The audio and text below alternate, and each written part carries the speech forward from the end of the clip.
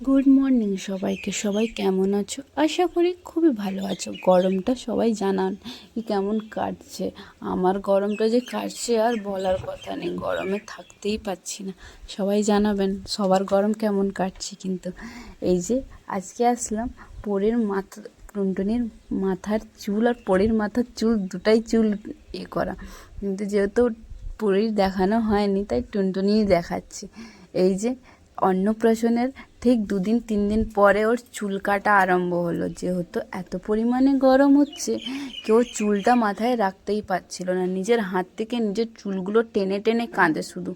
এত বড় বড় চুল হয়ে গেছিলো, পুরো মাথায় ওর র্যাশেস বেরিয়ে গেছিলো, ঘামাচি বেরিয়ে গেছিলো, থাকতেই পারছিল না কোনো মতেও। লাস্টে ডিসাইড হলো না, ঘরের ওর ট্রিমার দিয়েই কাটা হবে। যেহেতু এটা কোনো মানসিক চুল নেই, তাই ওকে ঘরেই কেটে দেওয়া হচ্ছিল। মানসিক চুল থাকলে কিন্তু ঘরে কাটা যায় না, এটা মানসিক বলে নেই, ওর ঘরেই কাটা হচ্ছিল। এবারে কেউ ওর কাছে খেলনা নিয়ে যাচ্ছে আর কেউ কিছু নিয়ে যাচ্ছে। ওকে দাদা ভালো করে ধরে রেখেছে, যেহেতু দাদা ছাড়া ওর কারো কাছে যেতে চায় না বা থাকতে চায় না। দাদা আছে বলেও শান্ত করে চুল কাটাচ্ছে, না তো কোনো মতেও কাটাতো না। এই যে ওর খেলাধুলা চলছে, কিন্তু ভালোই চলছিল। একটুর পরে আমরা বললাম কি ভালো মেয়ে, কি মিষ্টি মেয়ে, কান্নাকান্নি করে না। উমা, কান্নাকান্নি করি না মানেটা কি? ওই টাইমেই শুরু হয়ে গেল, এত জোরে জোরে কাঁদছে আর বলার কথা নেই।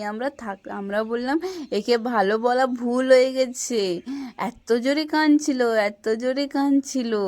তারপরে কিছু করার নেই, ওকে তো চুলটো কাটতে হবে, তাই ওকে ভালো করে চুলটা কাটছিল। আর মেন কান্নার রিজন হচ্ছে যে ছোট ছোট চুল পুরো গায়ে পড়ে গায়ে লাগছিল, তো সেটার জন্যে ওকে দাদা ধরে আছে বলেই এত ভালো করে বসে আছে, না তো কোনো মতেও বসতো না। এবারে কাঁদতে কাঁদতে লাস্টে কেউ কিছু দিচ্ছে তো কেউ অন্য কিছু দিচ্ছে। লাস্টে একটা গ্লাস আনা হলো ওর জন্যে। এই যে গ্লাসটা হাতে দিয়ে ধরবে না, প্রথমে আগে কাঁদবে, যেহেতু দাদা দিবে তখনই ধরবে। ও কম বদমাস নেই, টাকুটা পুরো টাকলু হয়ে গেছিলো। এই যে ভালো করে ওর চুলগুলো সবগুলো বের হয়ে গেছিলো, ও নিজের মধ্যে ছিল, তখন ওর মাথায়ও তো পড়িনি। তারপরে আবার একটুর পরে কান্না শুরু করে দিল, বলছে না আর আমি তো করব না। এত গান ছিল বাচ্চাটা, এত গান ছিল, কিছু ধরালেও ওর ধরবে না, কিছু করলেও ওর করবে না। এত শুধু বেশি ও কাঁদে না, কথাটা হলো বেশি কাঁদে না। কিছু খিদা উদা লাগলে তখনও একটু কাঁদাকাঁদি করে, বা বেশিও কাঁদে না, আমরা বুঝিয়ে নিই।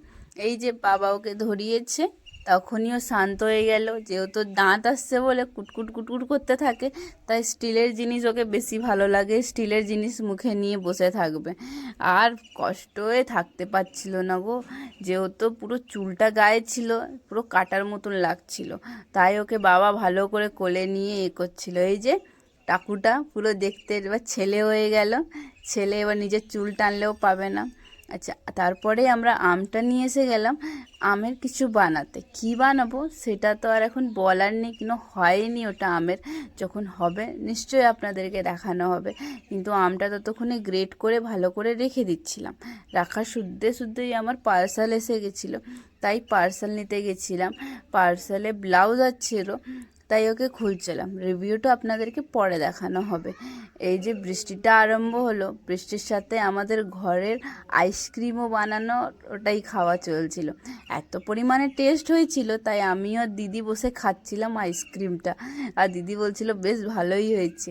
আমরা খেয়ে দিয়ে পরীর জন্য চকলেট আইসক্রিম বানাবো বলে রেখেছিলাম, মানে ওই আইসক্রিমের উপরে চকলেটটা কোটিং করব। আর চকলেট কোটিং কী করবো, চকলেটটা তো ভালো করে হয়নি, মানে ওটাকে বেশি টেম্পারেচার হয়ে গেছে কি হয়ে গেছে জানি না, কিন্তু ওটা ভালো করে একবারে হয়নি। লাস্টের হলো চকলেটটা আর ওর সাথে মিক্স করতে হলো, মিক্স করে আমরা ফ্রিজারে রেখে দিয়েছিলাম। এই যে দেখতেই পাচ্ছেন ফ্রিজারে রাখা আছে আইসক্রিমটা। এইবারে তো কিছু করার নেই, দেখবে কেমন লাগেছে। বাই সবাই।